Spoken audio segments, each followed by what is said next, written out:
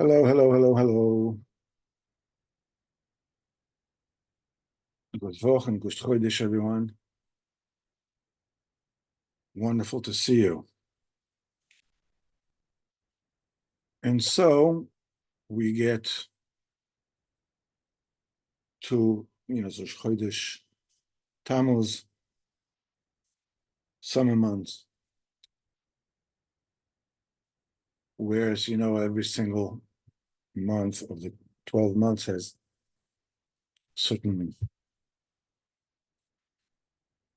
organ in the face, the human body, and the month of Tammuz and Av are the two eyes, the right eye and the left eye.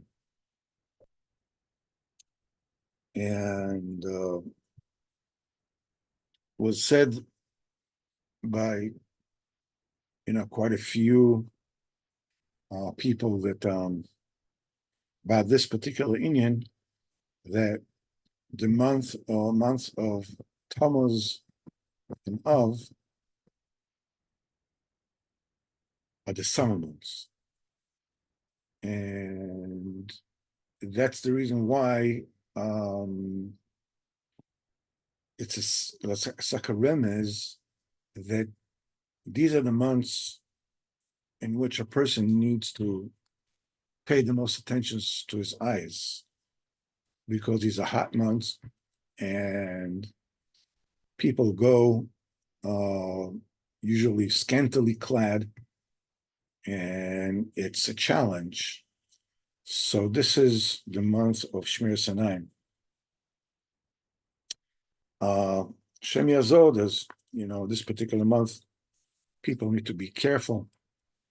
Even before Shiva B'Tammuz.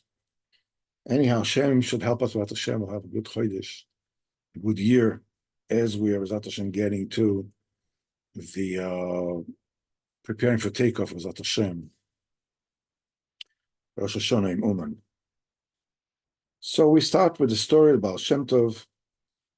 This is about, there was a person who had no children in the Kilo of Constantine. I guess it's a town in Ukraine. Many times he came to the Baal Shemtov asking for children, until one time when he asked it, Baal Shemtov promised him that, that his wife will give birth to a baby boy, but he told him that the day that his wife Hashem will give birth, they should come to him in time. And naturally, this is what happens. His wife gave birth to a baby boy from the birth of Baal Shemtov. He went to Baal Shemtov, big simcha. And when he told him, that his wife gave birth, good simcha, Baal Shemtov hold himself until he couldn't hold anymore, and then he started crying very bitterly. So the person asked her, why are you crying? Hashem told us, I see that the day that the boy will be bar mitzvah, he will drown and die. And the person told, and the Baal Shem Tov told the person, he says, until then you'll for sure forget that I told it to you, and you're not going to remember. So this will be the simon that I'm giving you. At that day, the boy will put, by mistake, both his socks on the same foot. And then he will look for the second sock, or be able to find it. And if that day, if you'll be able to guard him, like really well, that he won't see the water at all, then the virgin will be concealed, then the child will live and will not die. But if you forget and you will just, move your eyes from him, even for a minute, for sure, he will die. So as the time he went home and the time went, he forgot about it. And the day when he was bar mitzvah, his father went to shul. The child was still asleep. He came from shul. He saw the boys looking for something. He said, "What are you looking for?" He says, "I'm looking for one of my socks is lost." And his father saw that his son wore two socks on one foot. And then remember what the Baal Shemtov told him. And he decided to guard the boy very well. That day was very, very hot. All the people in town, went to the river. And the kid went out of the house, ran to the river. Immediately, his father ran after him, found him, and brought him back. And when his father saw that the kid was really hysterical, he wanted to go to bathe in the river, and it's not possible, to keep an eye on him, he put him into a room and he locked the door. And this entire day, the boy was banging on the door, have Rahmanas on me, I'm very hot. And not only that they didn't pay attention to it, even water they didn't give him to drink. After Mincha, before the end of the day, when everybody, the people of the city were in the river, they saw a very scary figure, a head with two hands, comes out of the water and beats the water with great anger. And it says, "My boy is not going to be here anymore," and sunk into the river. And at that moment, the boy fainted and he fell asleep. That's Hashem. The boy grew up for many years to come. Baruch Hashem, the way the Baal Shemtov said it.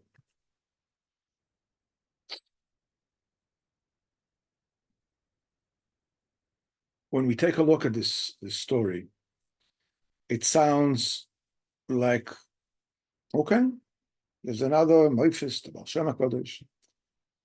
We have a lot of stories about Baal Shem HaKadosh.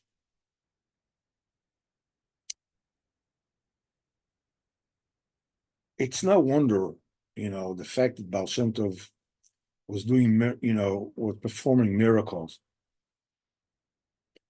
The tzaddik is always full of miracles, always.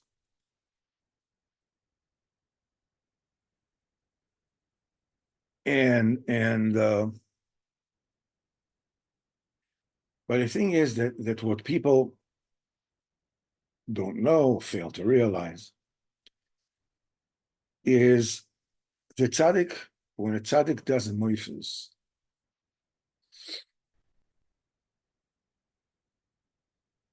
it's not because he feels like doing a moifus and therefore, okay, so let's do a moifus. So why doesn't he do it all the time? The tzaddik is performing miracles only when he knows that this is what the Kodesh Baruch Hu wants. There's a mice in the Gemara, I think it's about Chanina ben Tradion, one of the 10 Harugim Malchus, that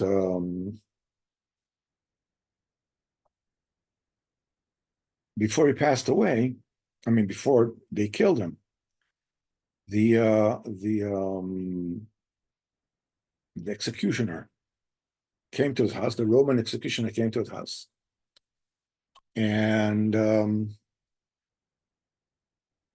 he told him, I'm the executioner from the Roman government, and you're supposed to be, burnt alive.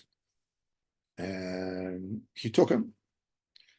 And he was supposed, the way he was supposed to kill him was supposed to, put all the wood around him, like it was done by the Inquisition.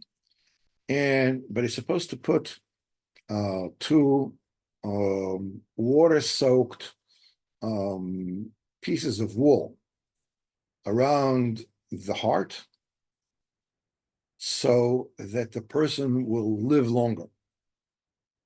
So the heart would not give out, and the person will suffer more from the fire. So he took Haran Tradium, and put the wood, and put that waterlogged wool, tie it in place, put on, I don't know, oil, whatever it is, spirits, whatever you put on it, and he lights it up, and it does not ignite. So he does it more, it doesn't work. And he does it again, and it doesn't work. So the executioner said to Reb Chaim ben Tradian, what's going on here? I mean, I'm trying to light up, the wood, and it's as if I haven't spilled spirits on it or oil on it, whatever it is. It's as if I spilled water on it. How come it doesn't light? So Reb Chaim ben Tradian told him, it's because I don't know that I'm really supposed to be burnt alive. This is what? Says, I don't know. I don't know. I don't know if it's a decree from Shema. So you can't execute me. So the executioner said, what am I supposed to do? So Chaim Tradian told him, listen, take me back to my house and wait for 2 hours. I'll find out, Mishamayim, if I'm supposed to die or not. And if I'm supposed to die, I'll come with you and everything will work fine. So the executioner told him, I don't understand. You have the power to stop your execution? We just burnt your temple. Obviously, you could have stopped that too. Why didn't you stop it?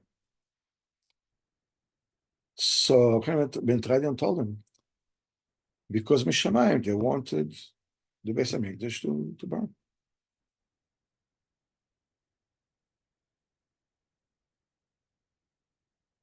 So he says, but okay, so he came 2 hours later, and he took him home. 2 hours later, he took him back. I said, yes, I found Mishamayim that I'm supposed to be executed. Take me, I'll go with you, I'll work this. So the Christian said, I don't get it. If Mishamayim, they want you to die, why did they take me, to go ahead and execute you? He says, he's supposed to die, Al Kiddush Hashem, that's Mishamayim. And he told him, and he told the Christian, are supposed to go to Gehenna. That's why it's incumbent upon you to do it.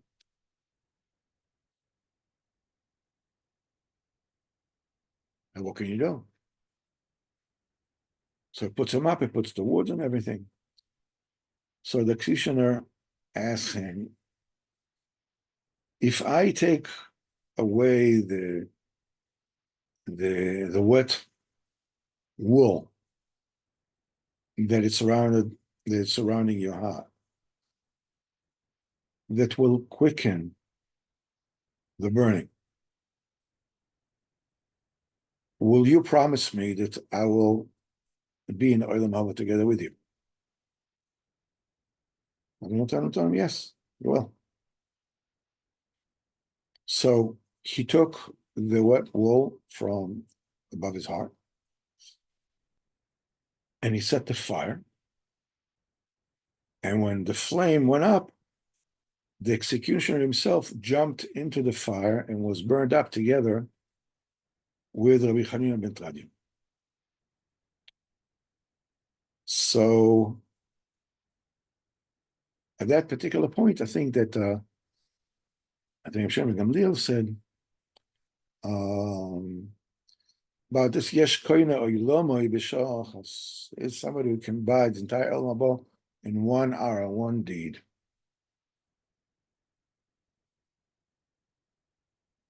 Chachamim have a power to do absolutely everything. But Chachamim, the tzaddikim, do not do anything unless they know that this is what HaKadosh Baruch Hu wants them to do.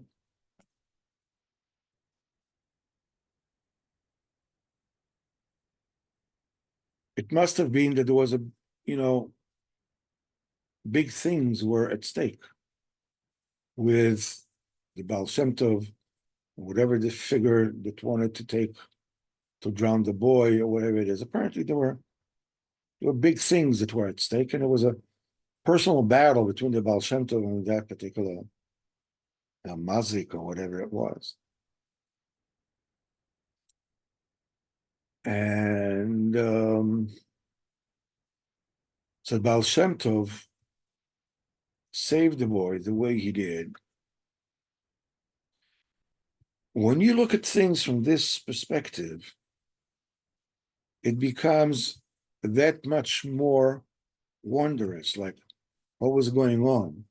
The boy's to be bar mitzvah, with the socks, with the father remembers, Farah forgets, and everything that went on. These are mysteries that we absolutely have no idea. It's not just a story of, let me tell you, the story about a miracle worker, and this is what he did, this is not what it's about. It's an amazing drama between good and evil. The Baal Shem Tov saw everything and knew everything. The tzaddik knows all the neshamas because the tzaddik knows all the neshamas from their root, Olam Abina. That's why Rav Nosson said, I know and I believe that whenever somebody comes to Rabbeinu and gives him a Shalom Aleichem, Rabbeinu already knows everything that this neshama went through from the day it was created to that day, and whatever is going to happen to this neshama until after Tchias HaMesim and Yom Adin HaGodol V'Ner, and it also says, and that's a small thing by him. Because the tzaddik is holding in Shosh Neshamas, in the root of all the neshamas. So everything is before his eyes. Hashem will help us with that Hashem Yischusov. The tzaddik and tzaddik emes, especially now, what we're going through. Hashem will have a great month. Let's open up the Sichos Haran, see what's the Sicha for today. Let's take a quick look.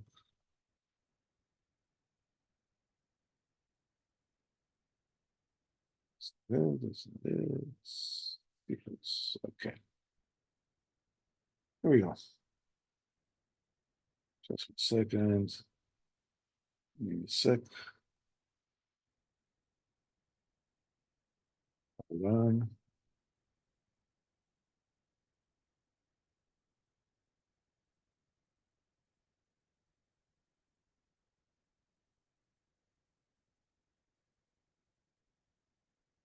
Something is not working here. Just a second. To get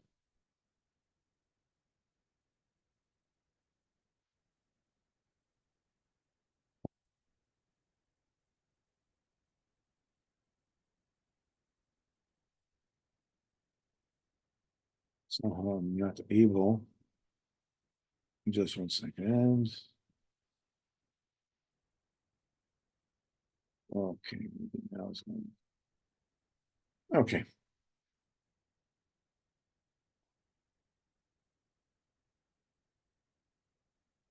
We are holding Sicha 249. Before Rabbeinu stood one person stood by Rabbeinu. He was a big Mekubal and great Lamdan. But his way was that he was always angry at his workers and his servants and would hit them. And Rabbeinu said, why is it said, Vayi the son of Yehuda, Ra b'nei Hashem? Why Ra, not Rasha? He says, see, the Zohar also talks about that. Yes, but he said, but anybody who does this Avera of which was to be pagan, Gamma Bris, voluntarily, he says, somebody who does this Avera, Chas v'sholom, he is always bad. He's always angry. And Rabbeinu did not say anymore. And when that person heard this Diburim, he was shocked. He was staggered. And it was tremendous. He bowed himself and he was like, he couldn't lift his head up. He couldn't stand b'chlal before the Kedusha of Rabbeinu. And he went outside, started crying, and he was crying a lot, and asked for his melamed, that was because there was learning with his children. Because his melamed was one of the people of Rabbeinu that will bring him closer to Rabbeinu. And then Rabbeinu saw that at this person's house on the beam, it was a sefer, and asked, what sefer is this? And I told him it's a Kabbalah sefer. Rabbeinu told him he's not fit to learn Kabbalah. And after Rabbeinu left, when he came to his house, when that person came home, he made a great tshuva. He took a room in his house, and he sat there and learned Torah and Tefillah with great service for weeks. And afterwards, he came back to his anger. But still, he would come back to Rabbeinu again and again and again. So Rabbeinu told the Melamed that was by him, stay with him some more, because when you'll be by him, he will be by you sometimes, El Chayit, sometimes a kosher person, sometimes one time a day, 1 hour a day, whatever it is, when he goes back to the evil of anger, and he had a fight with his servant, he didn't want to pay him. So this servant went from this village to the town where Rabbeinu was and complained about him. And Rabbeinu was very upset about this person. And then Rabbeinu started to melamed Sichos on this person before the servant. He says, what can you do? He's poor. He doesn't have money to pay you. He said, really, there's a long story to tell about this. And if we really want to tell all the maises that happened by Rabbeinu Zichron Livracha, even that which passed the smallest of his smallest people, time will end, and those maises will not end. Rabbeinu Zichron Livracha already said there will be maises from his people. Each one of them will take tremendous maises. Anybody who used to come before his immense sanctity could see tremendous miracles and moifsim every moment. It says, but the main chidushim, the main miracles that we saw from him, was just in this union of bringing Israel to their Father in heaven. The minute that somebody came to him and wanted to get close to Kodesh Baruch Hu, he immediately became a different person, mamash. And the immensity of the awe and the service and the slavus and the hira tshuva that he put in every single one of his people that was able to stand before him is impossible to describe.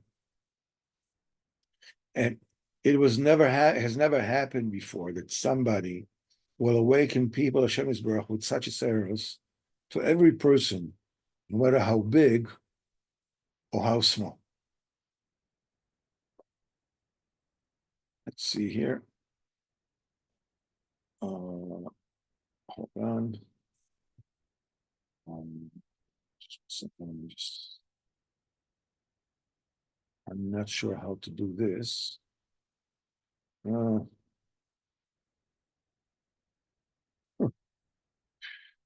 Just one second. The thing with this is okay, here we go. Hold on. Let's say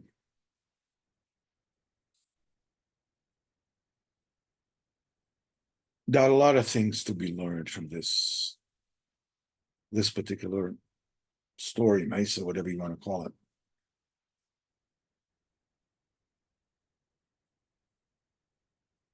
You know, it is very common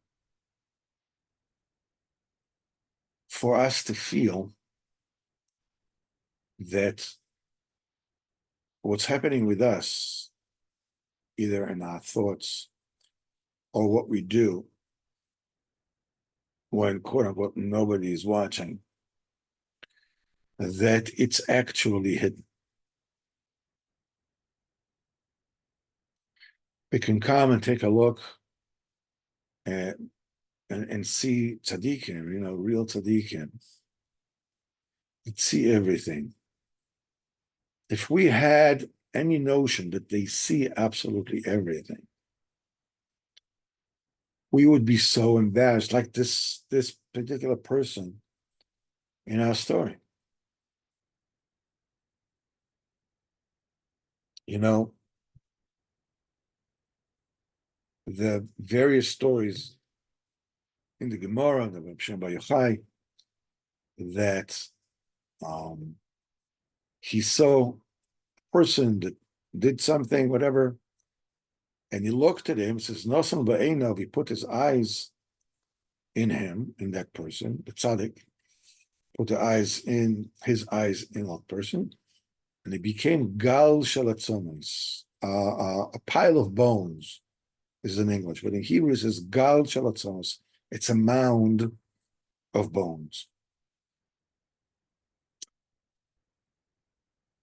So Rabbeinu explains what happens is it's not that the tzaddik is burning this person alive. The word gal, in English it's a mound or pile, is also the word for gal, means for his galos, for revelation. Atzamos is atzmos, that's the essence of a person. It says the punishment of this person, the biggest punishment there is when the tzaddik gives that person the tzaddik's eyes, and what this person is suddenly becomes evident to him. Suddenly a person sees himself as who he really is. Venus says that's the biggest punishment there is. He says the biggest punishment of Gehenna is busha, is embarrassment, is shame. It's not just a shame of the virus that I did. It's also all these things I could have done, all the Torah that I could have learned, all the sanctification that I could have acquired and didn't. And that's it, it's finished, it's over. As Rabbeinu said, that when a person will find himself lying with his feet to the door, means after he passes away, he will know for a fact that had he listened to me in what I told him, there would not have been a single level in Kedusha that I would not have brought him to. But then it's going to be too late.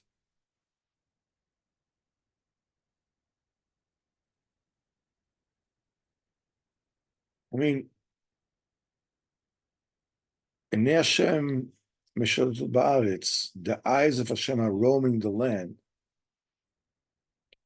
I don't know if it's a Zohar or Midrash, the Gemara says, In Hashem, the eyes of Hashem, these are the tzaddikim. The tzaddikim can see it.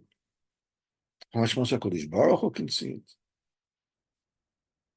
So anything that I do, the Kodesh Baruch Hu does not see that I do. As we said on Thursday in the Shir, the levels of being alone, of being lonely. A person doesn't have anyone is lonely. A person has people around him, but they don't care about him is lonely. And a person who has a lot of people who care about him, but inside his own mind, nobody knows what's going on in his mind. He's all alone. Kodesh Baruch Hu is right there with you. Where this alone, this Kodesh Baruch Hu is right there. L'tova l'motov, because it's not just like, how dare I think these things that I'm thinking about? Because Baruch Hu is right there. Because Baruch Hu is with me. He's inside my mind. I mean, I'm not the only one who's seeing what I'm fantasizing about. Because Baruch Hu is there. Or the mabos means that all the camouflage will fall off, and everything will be totally open. What I know, everybody will know.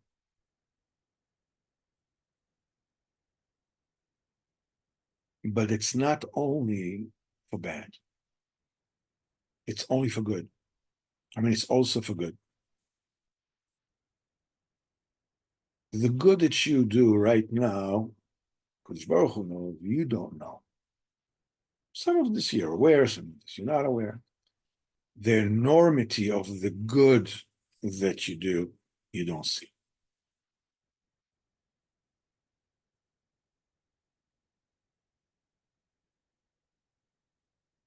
As Reb Nosson says, everybody knows that money and fame and all these things don't follow a person, after he leaves this world. Reb Nosson adds, but poverty and suffering also won't follow. It's not only that we'll have to be embarrassed in Olam Haba, because everything that we think is hidden is actually going to be exposed and known to all, also the good. And Rabbeinu says that the main tshuva of a person in this world is when you have a bad thought, like Sichos thought in your head, or a thought of anger, or a thought of kinna, thought of something bad, something which Kodesh Baruch Hu does not want, and you fight it and move away from this. This is the tshuva. That's the main tshuva person in this world. It says every person is like that. That's the main tshuva of every single person. When a person feels low about himself, he starts thinking, this happened, that happened, if only this would happen. What? Move away from that. Think of machshava b'shel kedusha. If it's very powerful, it's very magnetic, prepare specific machshavas b'kedusha in your pocket, like a munition. Whenever you find yourself that your thought is straying to things that you should not be thinking about, put your hand into your pocket of your mind and think a different machshava. A person cannot have two thoughts in his head at one time. Switch it. This is avodas Hashem. And then the next thing that we learn from this particular sikha is we are talking about a world of flesh and blood. See, this person, Mitzad Echad, Kobol, learn things. On the other hand, he was sunk in some bad stuff. And only when Rabbeinu said what he said, and suddenly the person was exposed to himself too, Rabbeinu says sometimes a person is trapped in a big avera in order to bring him to do tshuva. The tzaddik is working with us. It's not, this kind of world that everything is either black and white or, technicolor, beautiful colors, which are not, it's not our reality. Our reality is indecision and confusion and thinking maybe what it is that I'm doing, Avodas Hashem, it's not really Avodas Hashem. What the tzaddik can do, that's Avodas Hashem. But what I do, that's so. Not true. Rabbeinu deals with us, real people. Certain things about us are very good. Certain things with us are not so good. Baruch Hashem, we have who to lean on to do tshuva. Baruch Hashem will help us with Hashem. We'll do tshuva shleima. B'ezrat Hashem soon. And B'ezrat Hashem will be zocher to be in Beis Hamikdash, B'ezrat Hashem soon in our days. Hashem will see Mashiach, B'ezrat Hashem soon. Shvach Yazor. All of us will have a good month and a good year. And B'ezrat Hashem will shleima. Kol Tov. And as I said, fantastic week and month and everything. So here we go.